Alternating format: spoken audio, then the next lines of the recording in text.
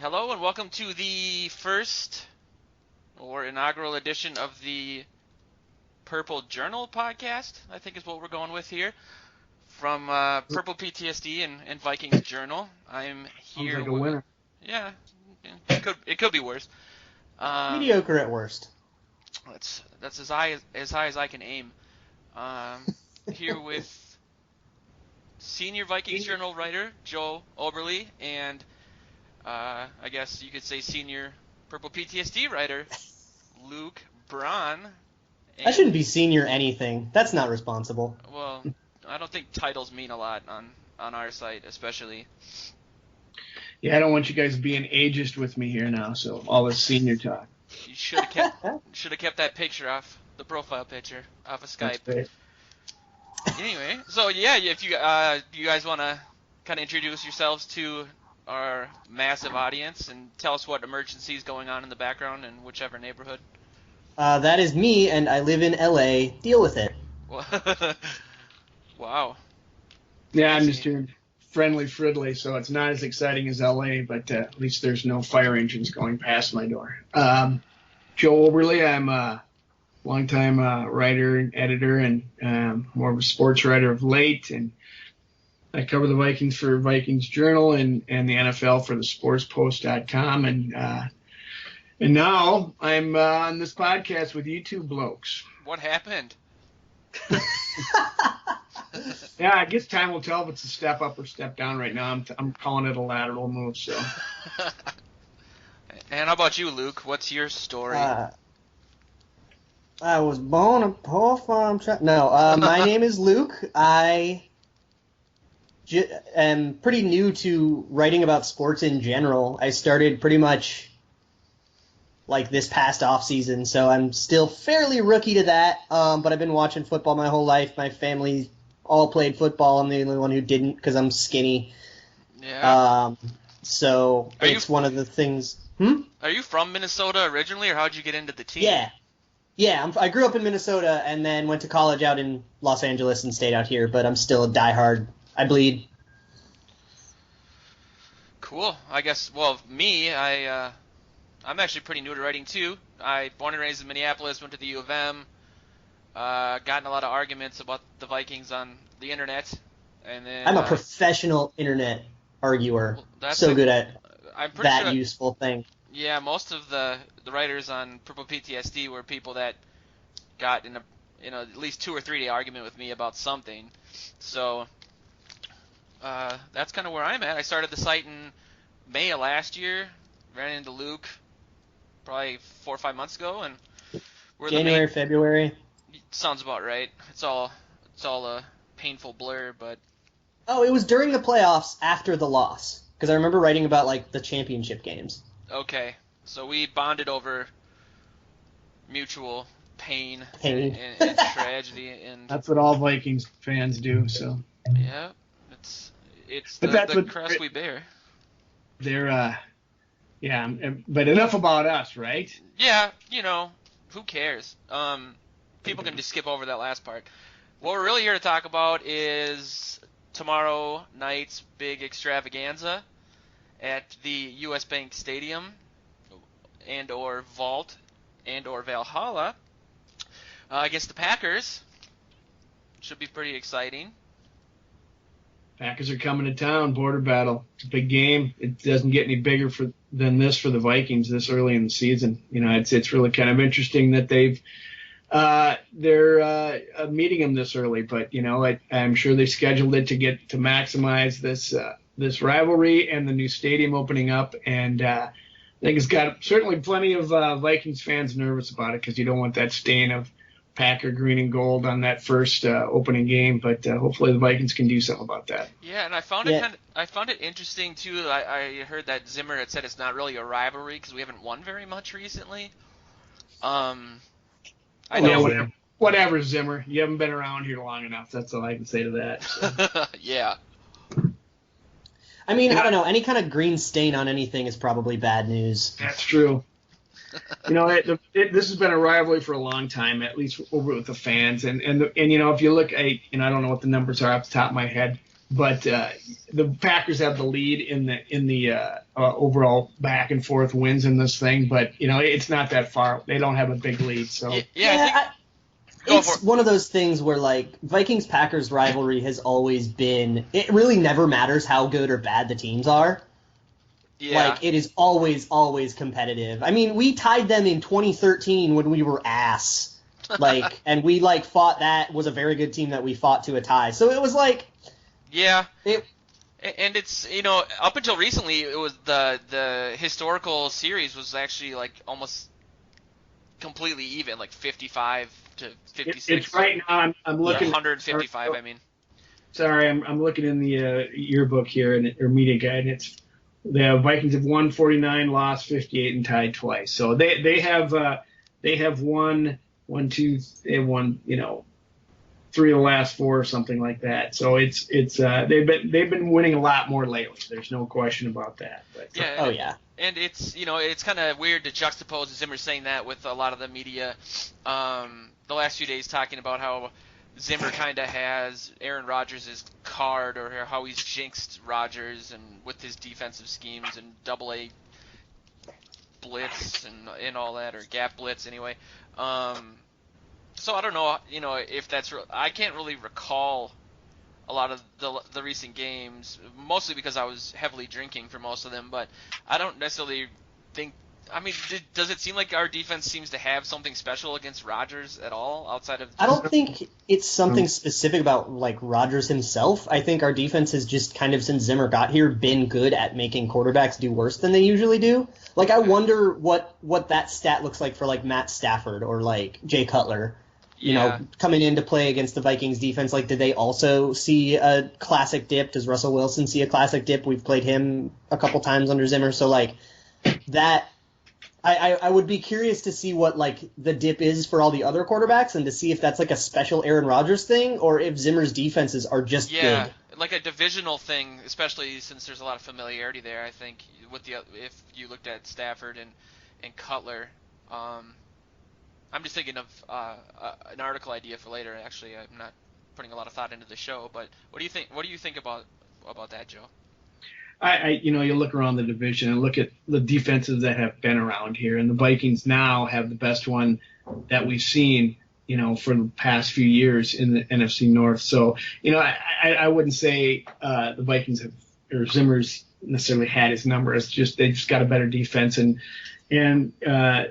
last year Rodgers was without his weapon, so Jordy Nelson. Just to correct myself, I was looking at the last year's yearbook, so I apologize. It's 50 wins, 59 losses, and 2 ties, and the Packers have won 3 of the last 4 with a tie preceding that. So they've got the Vikings numbers. I mean, Zimmer is he's 1 in 3 against them, so he can't. I wouldn't say he's got Rodgers' number per se. They're going to focus on him, and as any good team will. And Eddie Lacy really hasn't come into play, but when he does, this team is not equipped to stop a big bruising running back like that. So definitely. I think you're going to see a lot of Eddie Lacy tomorrow night. Yeah, he always seems to just play out of his skull against the Vikings too. Like, he'll just be fat for 14 weeks of the year, and then he'll come into the Vikings and just, like, destroy us. Yeah, it's so frustrating, man. I mean, he put up exactly, I think, 100 yards against us at home last year, and that, like Joe said, that's really what I mean. The entire game was terrible. There was a lot of bad penalties, a lot of third, fourth, and fifth chances, especially in the red zone, that were given to the Packers. But the hardest part about watching it, and I'm sure for the team, was the fact that Lacy was able to just keep moving the chains like that. And I always wonder. I was listening to K-Fan earlier, and PA was interviewing Greenway, and it was asking about the difficulty that comes with tackling someone like Lacy, and he brought up how Linval Joseph is known as such a great run stopper, and it kind of made me think, like, well, then how is our rush defense so bad? And I know it's clearly not as simple as blaming one person, but I just don't know. From week 1, like, what do you guys think? I mean, clearly we did a pretty good job of stopping the so-called two-headed monster of Derrick Henry and what's his face. Yeah, you got Sharif Floyd's out for this game, so that's going to be a problem. And Linval Joseph, he's a good run stopper, but his biggest role is tying up two blockers and then freeing up the linebackers to make tackles. So, I mean, he does that very effectively, and you got to have the rest of the guys to make tackles. And right, Kendricks in the middle is not very big as far as stopping that load Lacey, but Lacey load. Feast mode. It's going to be tough. It's priority number one. As you know, you heard Brian Robeson in the locker room, Robeson talking. That's what they got to do first, and then their reward for stopping Lacey is getting Rodgers throwing the ball over the field. So it's a tough order. It's going to be a big game and a raucous game, and I'm just hoping that it doesn't become one-sided real quick, and because last week if they'd came out tomorrow night like the defense did last week, Rodgers would have sewed that game up in the first half. Yeah. Can I throw out a sizzling hot take right now? Let's hear it. I think with Sharif Floyd out, the run defense might be better than it would have been. Sharif Floyd has kind of struggled in the run defense as of late, and Shamar Stephen might actually be better at that.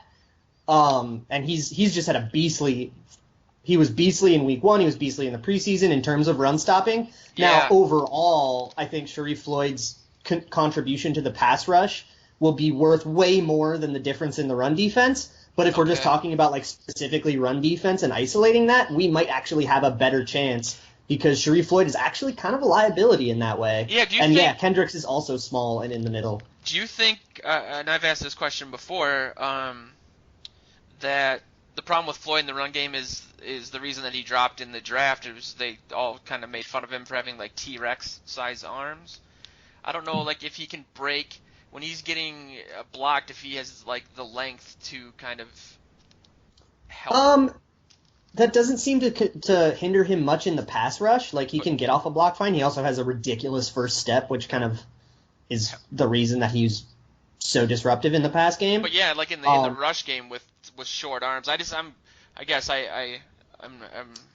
not sure. I haven't watched enough specific film to like know how to answer that question reliably, but I do know that like a lot of those bad runs that the Vikings rush defense will give up have more to do with like gap discipline and like mental errors and just angles and not positioning yourself in the right place and so on and so forth rather than like a physical deficiency. Okay. That's good then. Yeah, it's gonna be the priority number one, and on offense you're gonna need to stay with these guys because they're gonna score points, and I just saw today ESPN was reporting that they got a source saying that Bradford's gonna start, and it was Gessling. Everybody's been saying it though, like this isn't a surprise. The press was on that one because I don't think anybody knew that was happening. So yeah. People have had like things coming out like Bradford's taking the reps and Bradford's staying after with the receivers and blah blah for like all week. So I think we all kind of knew. Yeah, and that's the good thing. That's a good plan to go with. Bradford gives you your best chance to win. I think. I mean, he's with him in there. You got a chance to throw the ball downfield a little bit, show a threat of a pass, so you can loosen up the front seven and keep 8 or 9 players out of the box on AP. He's going to get his runs, but you got to do something to show a threat of a pass just so that they can play you honestly. And if they do that, they're hurting a little bit in the secondary. Sam Shields is ruled out with a concussion. So, maybe Bradford can find some people downfield. Yeah, that's going to be really interesting to see. So we all remember like the Josh Freeman debacle that we've all been comparing this to was 15 days after he got signed. Tomorrow night will be 15 days after we got Sam Bradford. Exactly 15 days for both. So we're going to really be able to see if this was a we threw Josh Freeman in too fast or a Josh Freeman sucks thing. It's probably both in 2013, and we probably will see a struggling version of Sam Bradford. I don't think he's going to be able to play at the same level he played toward the end of last year with the Eagles until the end of the year. I don't agree with you, Luke. I don't think there's any comparison between this and as much as people want to make of this and Josh Freeman, because Josh Freeman didn't do anything after he left here. I agree with that. Yeah, he's just he just wasn't up to snuff. I mean, there's a reason he was available, and And yeah, they did throw him in soon, and what you got as a result was that embarrassing situation that occurred. But I think this is plenty of time for Bradford. He's going to be, they probably won't run a huge variety of plays, but they're going to, he's going to do fine, and he's got enough time. I think it's just a matter. It's only going to get better as the season goes on. So I'm really looking forward to it. What was weird about the Freeman thing too is that, considering, I mean, if the logic is that he was in too soon, you think that he wouldn't have thrown the ball like 60 times, that there would have been a lot more handoffs and not necessarily, if he doesn't know the playbook, how's he throwing to receivers that he has to kind of have. That was insane. I still think that was a Leslie Frazier, like an FU to Spielman from Leslie Frazier, because he wanted to start Ponder that whole year, and Spielman was like, no, but Ponder's bad, and kept bringing in Castle, and then brought in Josh Freeman. And I think Leslie Frazier just kind of knew he was on his way out and just was like, F you. I'm going to have Josh Freeman throw 60 times, and it's going to be an embarrassment. Well, yeah, it worked. That's unmitigated disaster. That is a great phrase.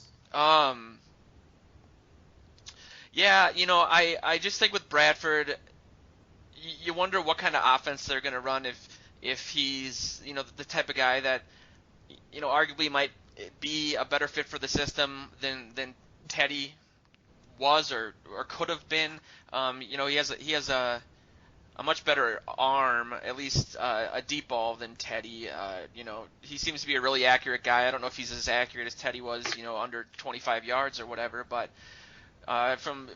Joe gets to go over to Winter Park and see the little bit of what they let the press see in practice and stuff. Is there, anything over there that you've noticed or, what I have seen, it isn't a lot. It's pretty vanilla what they show the media, then they chase them out of there, and then you get to come back and after practice and talk to him. But it's he's looked good. You see him next to Sean Hill, and you just see a straight line pass. You see. What I saw him hitting the first day he was there. I was there for his first practice. He was hitting receivers in the hands and in stride.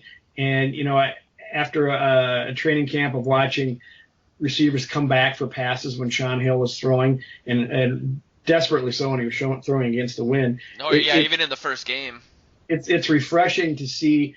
Someone with a bit of stronger arm, and I'd like to see him next to Teddy. I think he's got a little bit stronger arm than that, but not, that would have to be seen in a side-by-side comparison. But I'm excited for him. I think Bradford's excited for this opportunity, and couple those two things. And he sounds like he's been in the mornings early and staying late after to watch film and get up to speed. I think he wants this opportunity, and I think he'll fit well in the offense, and I think fans will be pleased. I think that's the biggest difference between Bradford and, like you said, between Bradford and the Josh Freeman thing, is that Bradford appears to be working his ass off, and that's really important. It's also important that Josh Freeman was bad, and Sam Bradford is probably less bad. Yeah, that's a good point. I mean, when in this, pro sports, I used to work for the Timberwolves, and I've been involved in pro sports for a long time, and all these guys at this level have talent. But it really comes down to who wants to work harder. I mean, Michael Jordan, Larry Bird, they're not only the most talented, but they're the hardest working guys in the game. KG. And, KG was a hard worker, but and on the other side of the coin, we see people like Cordero Patterson, who's talented as hell, but he didn't put the requisite work in to get him to utilize his talents, and Zimmer's not going to wait around for that. If that's why I'm so, that's what Teddy was. He was a film rat, and that's why he has gotten, I think he's gotten better as each year. And I think, You're making me sad. Hopefully that's the kind of guy that Bradford is too, and I think indications are that he is. Yeah, I mean, it's I don't want to say it could end up being an addition by subtraction, because I don't want Luke to cry, but definitely it might add another wrinkle to the Vikings offense that we haven't had. And when you have a game or a receiver like Diggs, who just looked nearly unstoppable against the Titans, I mean, like Joe said, if you have a quarterback that can hit him in stride, or even Charles Johnson, who was kind of banged up but did have one or two plays where he was single covered, obviously with all the people in the box, and him and Hill just couldn't connect. So Or how about a guy can throw somebody open?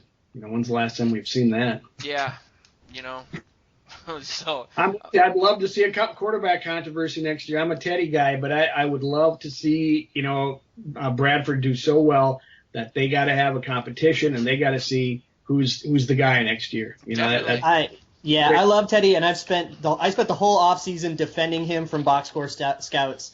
But if we got to a place next offseason where we're sitting there going, well, I don't know, Sam Bradford or Teddy Bridgewater, that is an excellent problem to have. Absolutely. Yeah, and who knows if it'll even be next season, but hopefully, that'll be the case. And we kind of talked about earlier that Sharif Floyd wasn't going to play, so want to kind of circle back to like the injury report. You mentioned Sam Shields, but the other biggie is that Xavier Rhodes has been ruled out, so we have Trae Waynes starting, which may make some people a little afraid. I don't know. I think talking to Joe off air, I think he and I both kind of, not to make it you have to defend Trae Waynes' situation, but I think we both didn't agree that he had such a horrible game. What do you guys think about the Trae Waynes and his game and this and how it applies to tomorrow? Go ahead. Oh. All right, I'll do it. So I thought Trae Waynes did have a pretty bad game. Like, he didn't have a starting quality game. He looked like a backup that had to play, and we he didn't look like a guy who was like an NFL, one of the best 64 cornerbacks in the NFL. He got beat inside by Tajay Sharp a couple times. However, Tajay Sharp actually looks really good. Yeah. So even though he's like kind of unknown, it is worth saying like that is a good receiver, but you're still getting beat inside.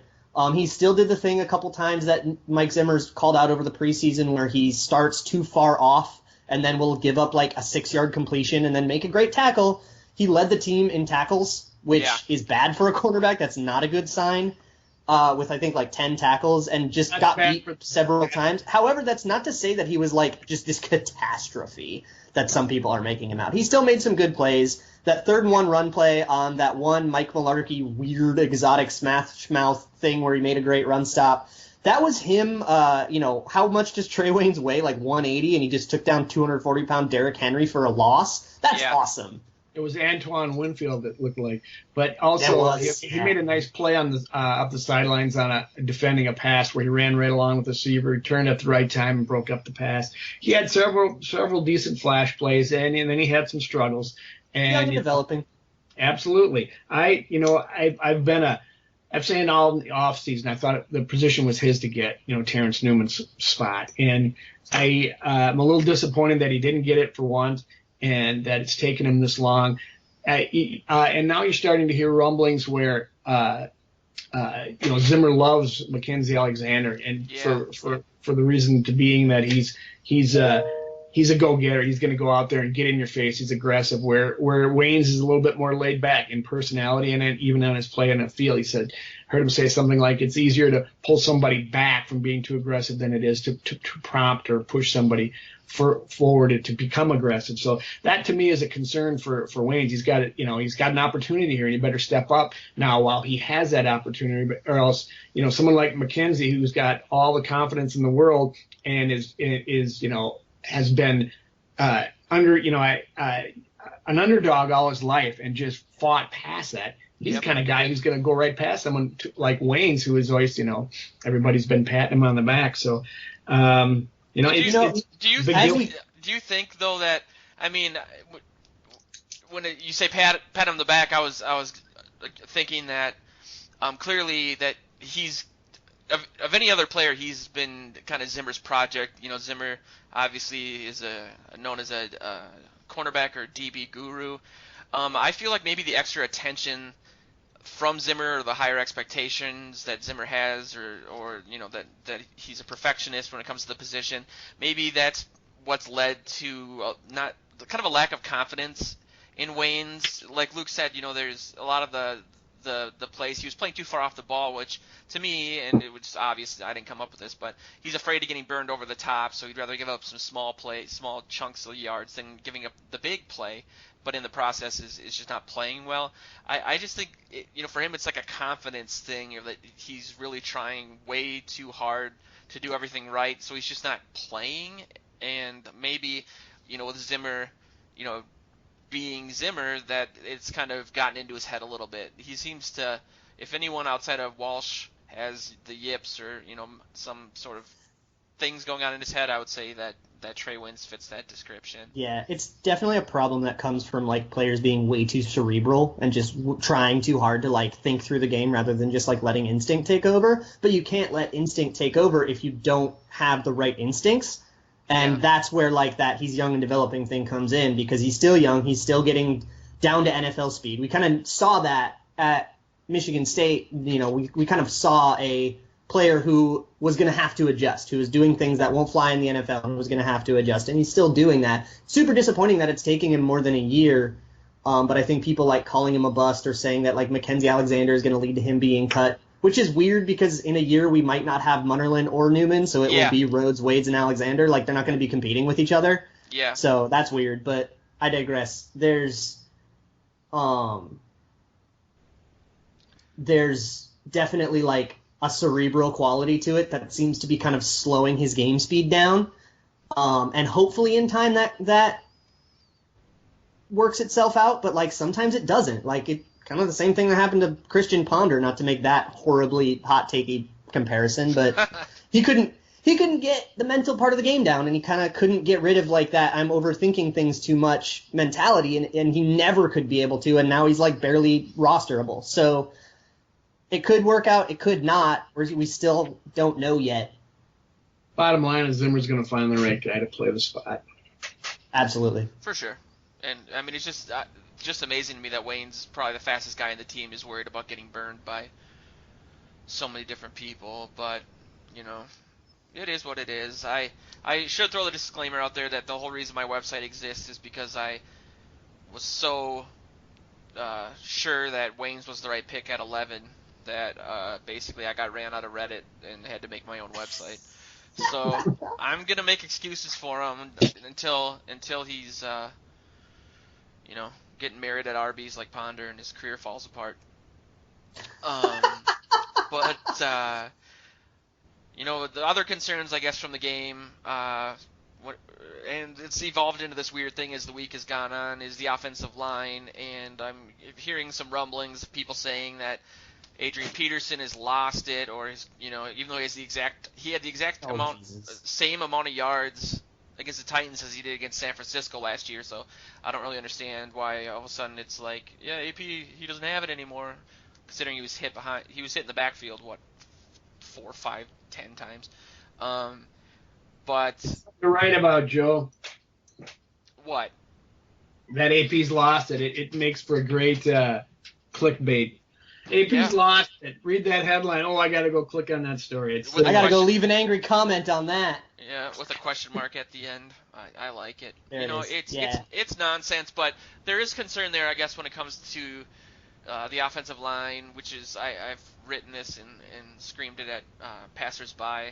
That the line's kind of turned into an inverse of what it was last year. They had pretty good pass protection. Sean Hill, who's pretty much as much of a statue as you can be, he wasn't sacked. I actually disagree with that a lot with the Sean Hill thing. I think that his pocket protection led to no sacks, but there were plenty of pressures that could have been sacks. But Sean Hill was very fluid in the pocket, not mobile like Russell Wilson scrambling or like Teddy would, but he was able to step up or step to the side and evade pressure and kind of move while the pocket was getting moved and able to move with it and also fire the ball out quickly. And a lot of the lack of sacks, like credit for that should go to Sean Hill just as much, if not more, than the offensive line. Well, they did keep him clean. He stepped up in the pocket, which is I thought did really well, but that's part of his job. That's part of the design when they're creating the pocket. So it's on both. I agree with you, and it comes with veteran experience. That's what Sean Hill's going to do, and also if you don't want to get killed. Yeah. But the offensive line, I still think it's improved from last year. I think it's going to take time to gel. You've got each guard is in a new position. You've got a right tackle who's in a new position. Now you got a left tackle who's got a hip injury. So, it's going to be a work in progress again. And I think what's more important to get the running game going is to get the passing game going. And I'm confident. I shouldn't say confident. I'm hopeful that it happens on Sunday night. Yeah. With Khalil and his injury, that worries the hell out of me. That's what I was going to say. Yeah, Khalil, when healthy, is, I guess, average to below average. Khalil, when hurt, is 2014 Khalil that is, like, mind-bogglingly bad. And now that if he's going to be in that game and playing hurt, and it's not the same injury as he had in 2014, that was all knee stuff and mobility stuff, which definitely affected him. But if he's going to be playing hurt, he had what? What year was the one where he had pneumonia and lost all that weight? Was that 2013? I have no idea. Oh, I don't know, but I'll say this. In his rookie year, when he was healthy, he was a Pro Bowler. So. Yeah. Yeah.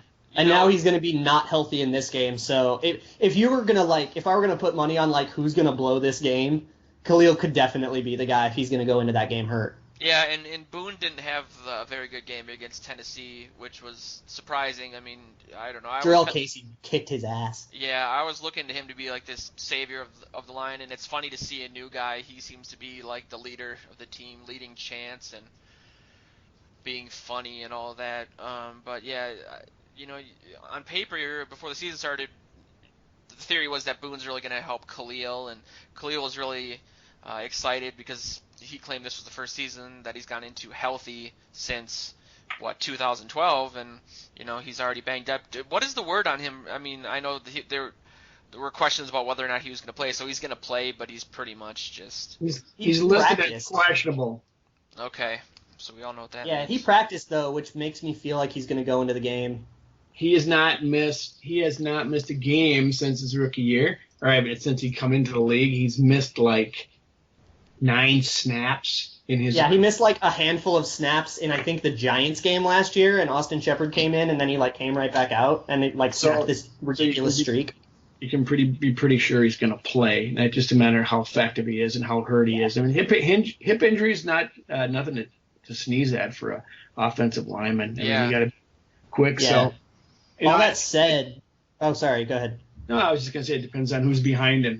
If he can't go, then you got somebody who can take over and do the job. I don't know. Do they move T.J. Clemmings over there?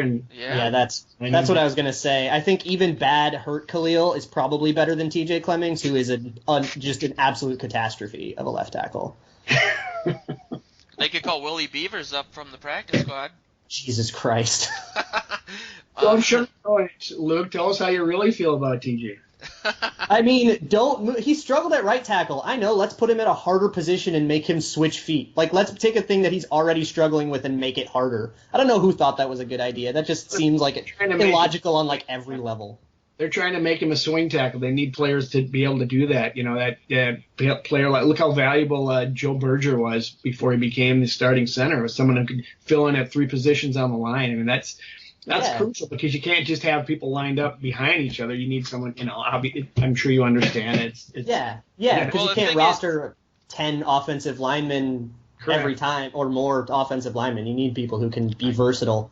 Yeah. He's also in his second year too. Sorry, Joe. I mean, I wouldn't call him an absolute disaster, but he struggled, and yeah, you're right. It's tough to then switch positions, but if you they've got to do something, and because Khalil is, I guess he's an Iron Man, but he's obviously not effective as an Iron Man. You just got to do something. Well, I mean, honestly, if we had a decent backup, I would say him being an Iron Man was a bad thing, at least for the team. But that just all goes to show that I think the Vikings really, Spielman gets a lot of credit for being a draft guru, but at some point we have to start investing a little more heavily or at all in the offensive line. The Vikings, I think, are the second oldest team in the NFL, and that a lot of that has to do with us having to add free agents on the offensive line, and obviously Greenway skews things too. But Newman is also ancient. Yeah, doesn't play ancient, but he is. Who is that? Newman. Yeah. They drafted a couple linemen, this year. They lost, Mike. We don't know what's wrong with Mike Harris. He played well. He graded out pretty well for the team last year. That actually sucks a lot that he's out with some like weird head injury that we don't know anything about, because he actually is a really valuable backup. Exactly, like guard and tackle, and then you got. What was I going to say? It's I can't say that they're terrible at drafting. I mean, did you want him, Joe? Did you want him to take a lineman with their first pick? No, I mean. All right, nobody did. That's right. I mean, you take Beavers in the 4th round, and he was graded as the worst in the whole draft, depending on what your grades are, and then essentially. Just ends up on the practice squad because he just isn't very good. I think Sperano thought he would be a physical project. Maybe he still is. Obviously, he's on the practice squad. But, you do have to kind of not rely on the 5th, 6th, and 7th round for your picks and end up with David Yankees and a bunch of guys that don't play. Jeff Backus. Yeah. Or no, not what's Jeff Baca? Baca? Not Backus. That was the Lions guy that was good. Well, if we don't know his name, there's probably a reason. Yeah, I don't think he made the team. I don't know. I disagree a little bit. I mean, I think Beavers is a project. They say he's a physical specimen. You can't teach size. You got Sperano in there, who's supposed to be a great, offensive line coach. He can develop him. He's not going to develop in the first training camp. You can't throw him in now and expect him to be the guy yet. Yeah, he will develop and move up. I mean, Nick Easton was drafted last year. Now they let Sullivan go because they are thinking he's going to be their center of the future. So I mean, these things take time. You can't just jump into this league and expect to start right away. So I take a longer look at it than I guess I think you're doing, but maybe. Well, not. I don't know how many like up and coming, fresh, exciting prospects we even have on the line, and that's the thing. I mean. When you end up going, and you have to do this on a team, you only have a certain amount of draft picks and everything, but when you have to kind of overpay for older guys in free agency, that means that you haven't really been able or just willing to, obviously it's not a willing thing, but to invest in the line. And a lot of that has to do with the fact that Lodehold had to retire for his injury and everything, but I just kind of think it's, at least to me, and I'm probably wrong, but kind of one of the glaring things on Spielman's resume outside of maybe Patterson and Ponder. Yeah, I think in terms of like who we drafted and where, like at our slots in the 1st, 2nd, and the 3rd round pick that we traded, I don't know who, if anybody was available that would have been worth that draft pick. So I don't blame them for not picking a lineman there. And picking a lineman in the 4th round in the abstract is a decent idea, but it's like we just whiffed on the guy. Like we just picked a guy that isn't actually rosterable on a 53-man roster in his rookie year. That's bad for a 4th round pick, even if he is a project. Like, all right, sure, work on the project, but like you picked a guy at a pretty urgent position of need that is just like really bad right now. So that I think is worth criticizing Spielman for. The guy that they did select, the fact that they took a lineman in the 4th is great, and there were other guys that they could have maybe picked. They just picked a bad one. Okay. Yeah, I kind of agree, obviously, but, we'll see how the line holds up. We'll see how Smith plays, too. I guess I have a little concern, but I watched all the games with my dad, and he vehemently hates the SEC, so anytime Smith does anything, it's just proof of his mantra, and he gets so excited. It's kind of weird. But with that, we're getting close to wrapping up here. I was gonna kind of just see what you guys, if you want to take a minute or two each, and just any final thoughts about the Packers game. If you're into predicting what you think the score would be, like I am. Just kind of how you think the game's gonna go, and what do you expect for tomorrow? Go ahead, Luke. I am going to expect. I don't think that we're going to be able to function like we did in Tennessee. I think both the defense of Green Bay is a lot better, namely their secondary, and I think they're going to be able to, even without Sam Shields, I think they're going to be able to cover our mediocre receivers. Johnson and Thielen are probably average, and Diggs will probably get open, but like he's the only one. I don't feel great about the game. I mean, obviously I want us to win, but it just seems like right now at at too many levels, the Packers are just better. So if I were to pick a score, I'd go with like 20-10. Our defense won't get lit up, but I just don't think our offense is going to be able to function with this new quarterback, limited playbook, struggling offensive line, struggling Peterson, who didn't play in the preseason and is still getting warmed up. Just seems like a recipe for disaster. That's because you're looking from California. You're too far away to tell.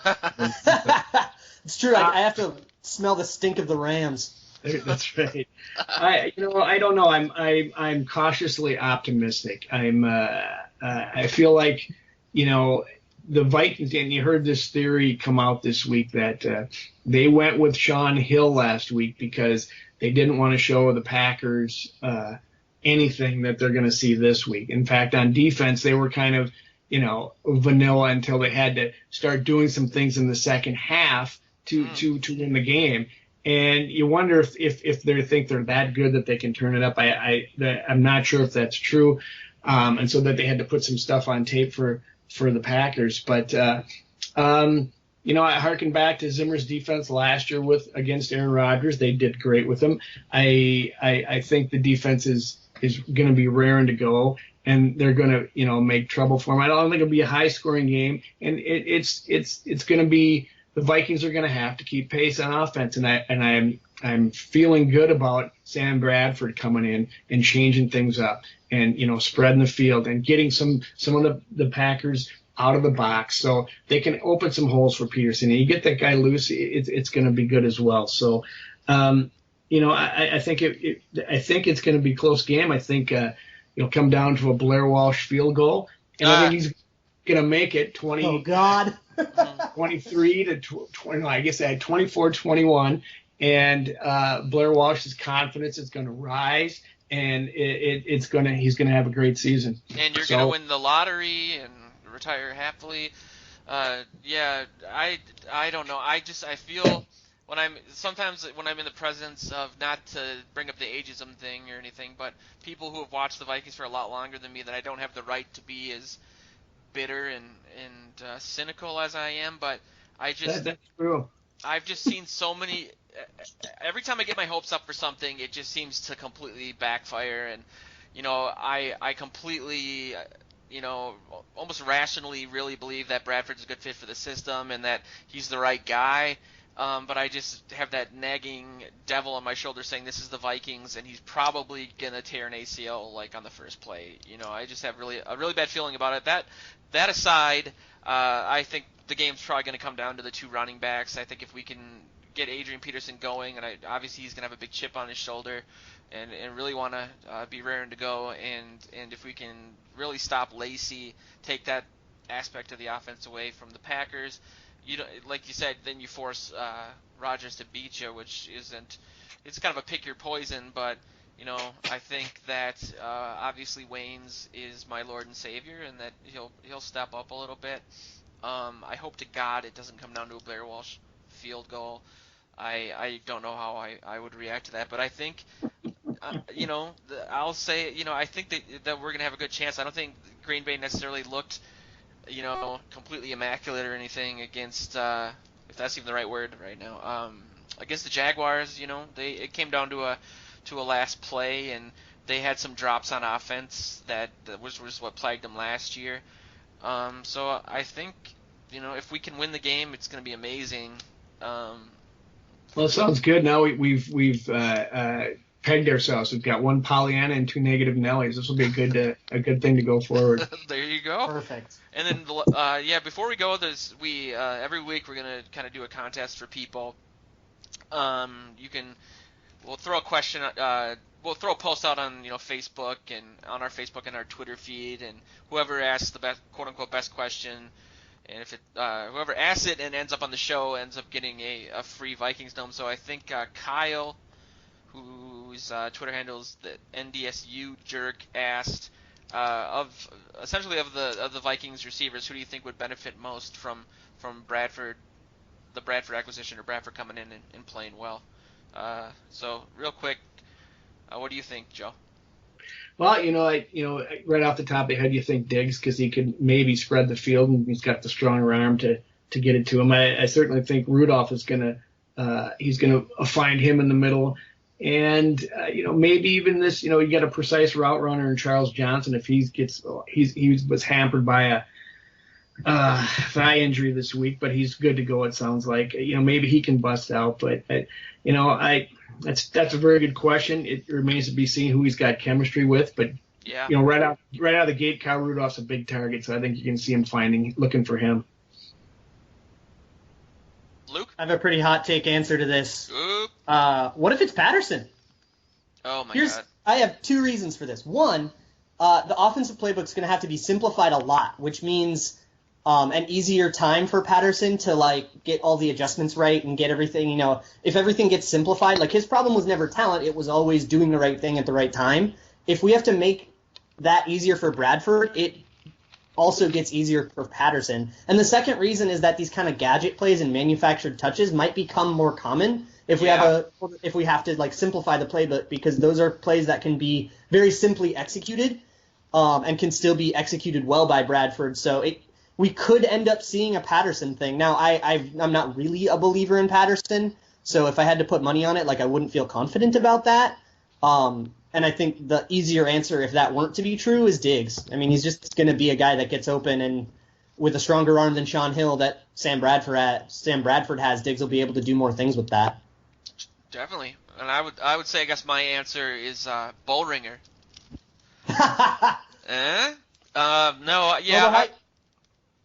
Long term, maybe, Joe. I'm in it for the long run. I would have to say, God, yeah. I mean, Diggs, obviously. He just does so many things, and he's going to get the most opportunities, at least at first. But I do think Charles Johnson also, I mean, when he gets open down the field, if he does have someone that can actually hit him, that'll increase the amount of opportunities he has down the field, and it'll actually, really kind of change the dynamic of the offense, since we didn't have that last year with the recently reinvigorated Mike Wallace. So, yeah, I think that, as a whole, Bradford's really just going to kind of come in and help the passing offense. So I think everybody is going to benefit, I guess, and Peterson especially. So I just gave the crappiest answer ever. That way to stick your neck out, Joe. That's what this is all about. I know. Purple Journal podcast. I just really, don't want to anger anybody. But with that, yeah, this was kind of our first show. It's a little bit of an amended version. Every week we're kind of Tuesday nights we're aiming to kind of look back at that Sunday's game and then look forward to the game the next weekend, unless we lose, in which then I'll actually throw my computer in the river. But that's pretty much what we're gonna do, and that's what the show is. So hopefully you liked it, and tune in every Tuesday from this point forward for the Purple Journal podcast.